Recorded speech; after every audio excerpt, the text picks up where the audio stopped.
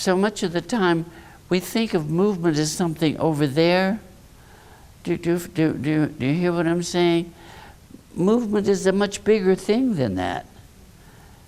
Movement is life. Movement is life, and life is movement.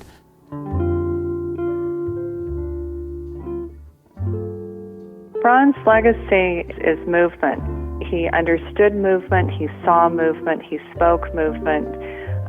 Everything that he did was from a place of movement. I mean, what a gift right there. And that he touched so many people, and that he had such a following that he was able to get his correct work out to so many people.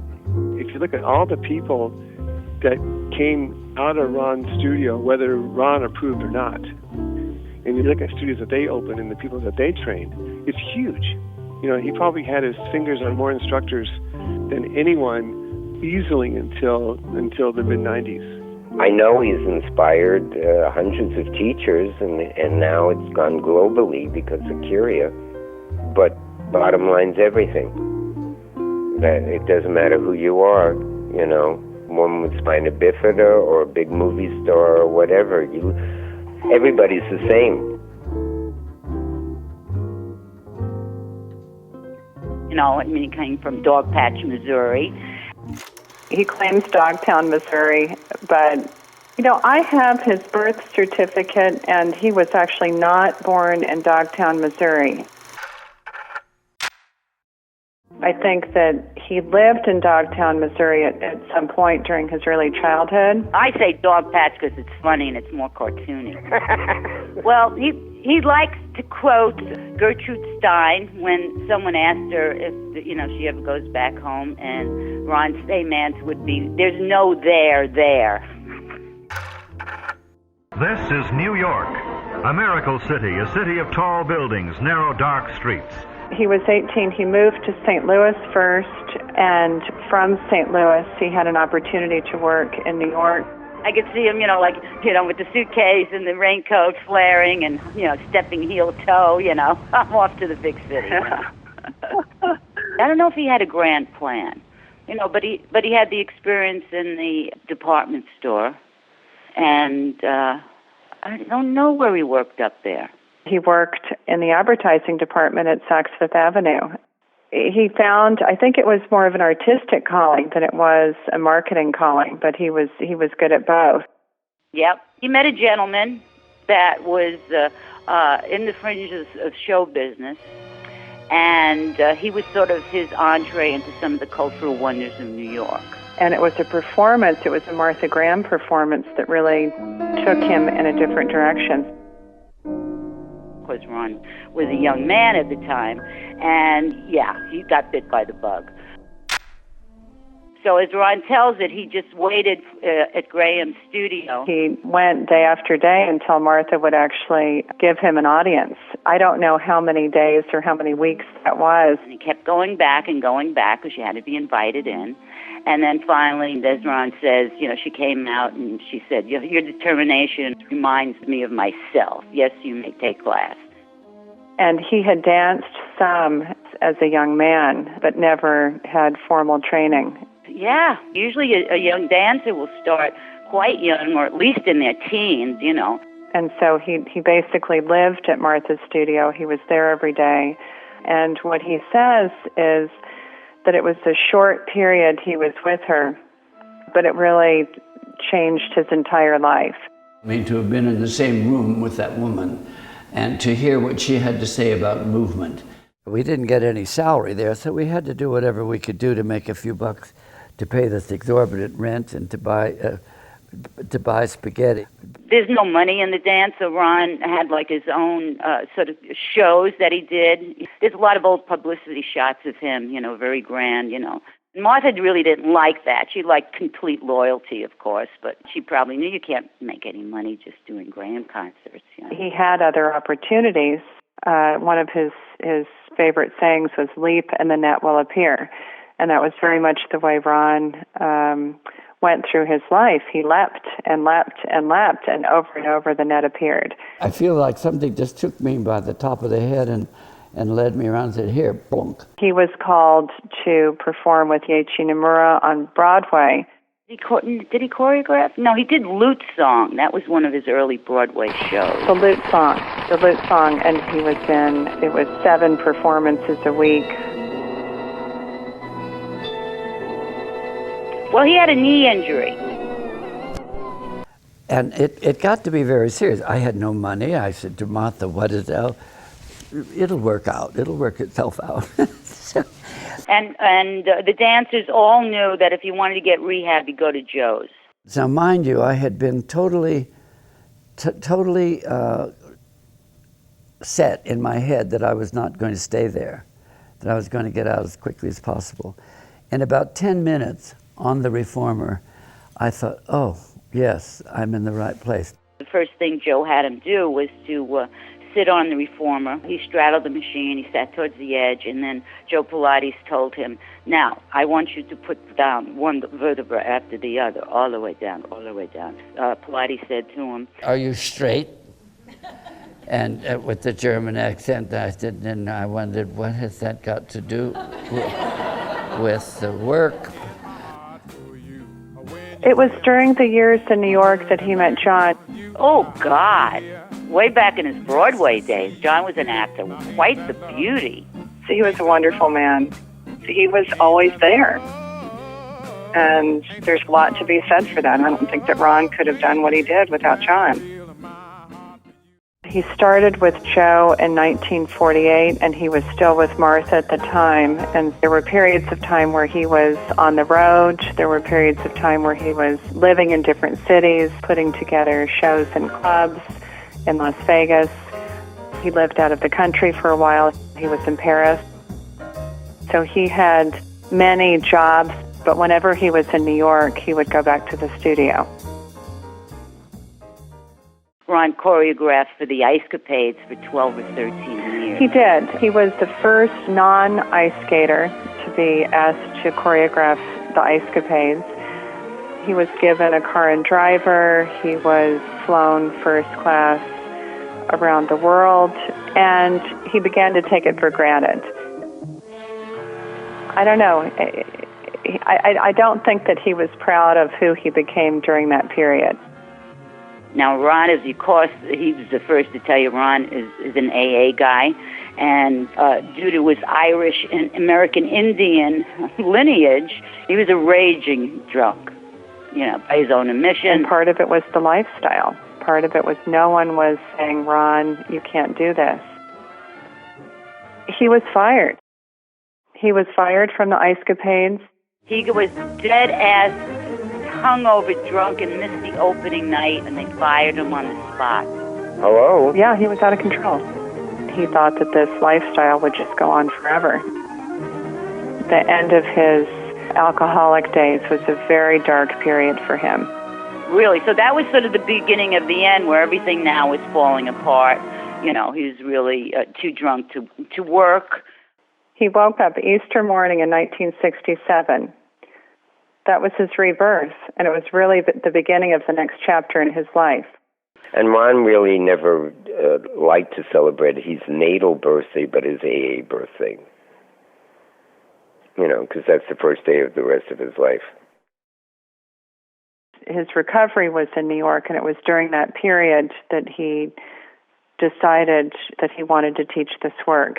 I was always told, because I never met them, that Clara was the reason we're all here, because she taught people how to teach.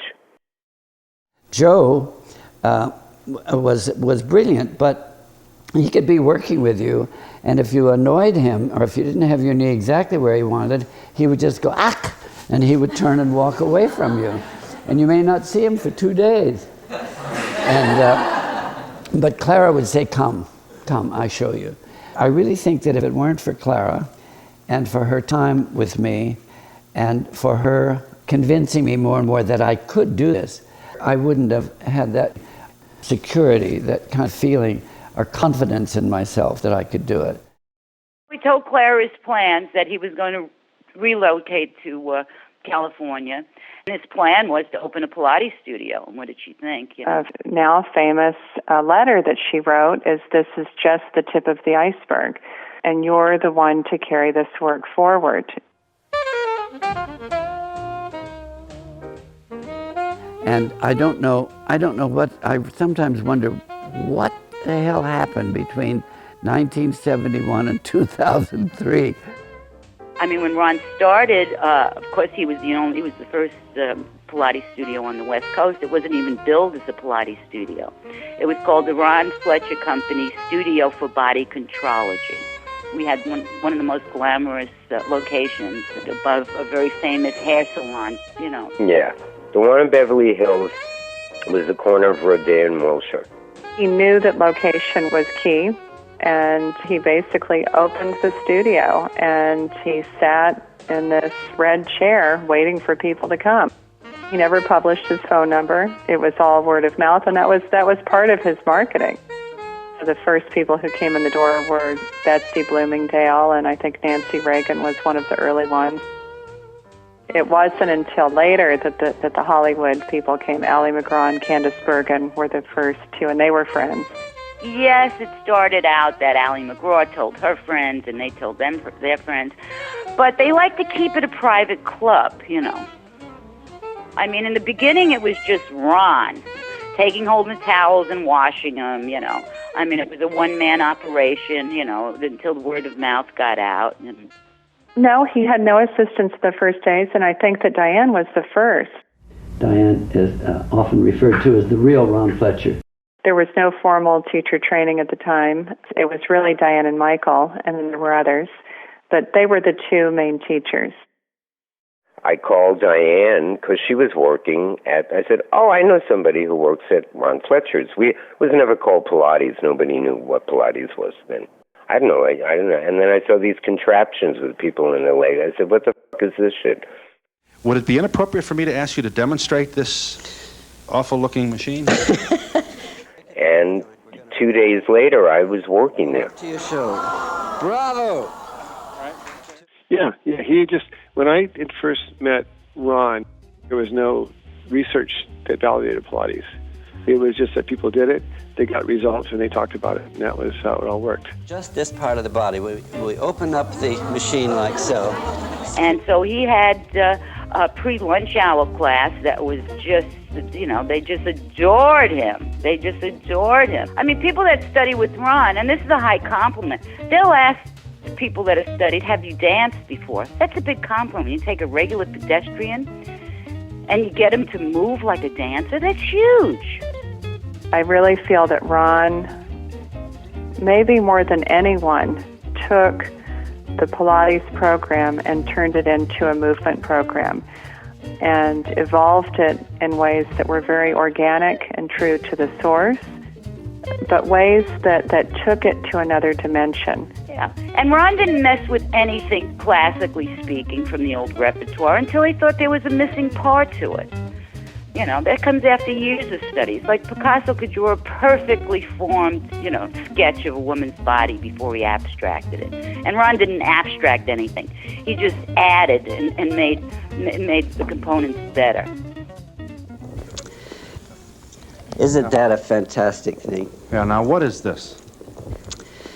I teach people to breathe with this. Yeah.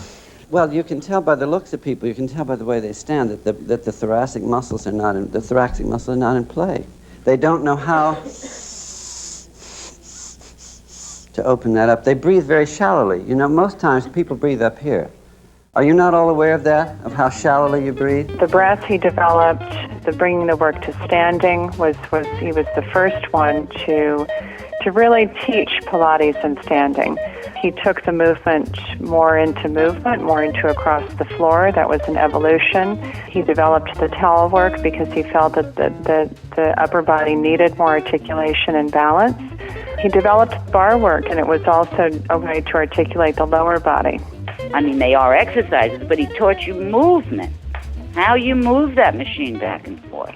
I feel as though I have a tremendous obligation and responsibility to Joe and to Clara to keep the work, to keep the concept and the philosophies of the work, but to let it have air and to let it have breath and to let it have life and to let it continue to grow. And then in the late 80s, the St. Francis Hospital got interested in Pilates, and that was a huge milestone because it was the first time on any kind of scale with any notoriety that anyone in the medical industry actually embraced Pilates. And after we finished working with this great gal, Patrice Whiteside, some pencil pusher 6 months later down the road calls and says, "Can you and Diane write up a piece of paper to certify Patrice?" I mean, it used to be a joke, like, what the hell is a piece of paper mean? But people want it. So we wrote, Ron Fletcher Company, Studio for Body Contrology, hereby certifies, boom, has successfully completed the beginner trainer course. And again, it was an easy progression for Ron to, get organized and start training people in his technique. But in terms of how it was good for Pilates, it was phenomenal for Pilates because it got people taking Pilates seriously. St. Francis gave it authority and credibility, but the glitz came from these Hollywood celebs that were doing Pilates. That's probably at least as important as the St. Francis connection. It was the late 80s when he left Los Angeles and moved to Texas. Mary O'Boyle was a student of his, and she has a large ranch in Texas, and Ron and John ended up living on part of that ranch. And Ron loved it. He loved the juxtaposition of going out into the world and teaching his workshops and being with his people and then going into a complete retreat mode.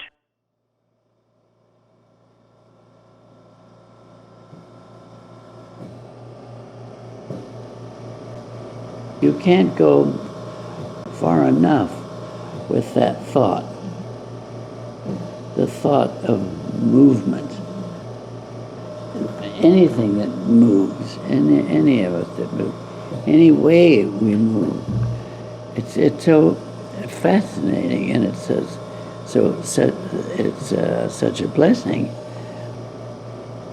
I also talk about gratitude for the body, which I think I dramatically call the divine instrument. It's an amazing thing, isn't it? Just an amazing thing. Wow. It kind of shocks you. And when you start to use it, and you become aware of the parts of it and what the things that they can do, that's quite wonderful. So that gets to spirituality for me, from my point of view, from the blessings that we receive from our higher power, God, Buddha, wherever they come from.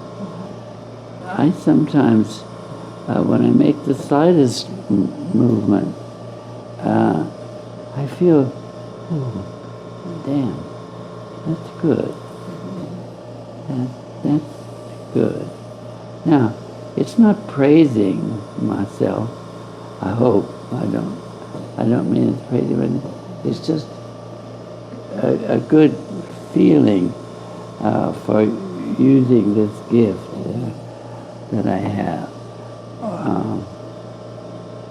and that many, many, many people have.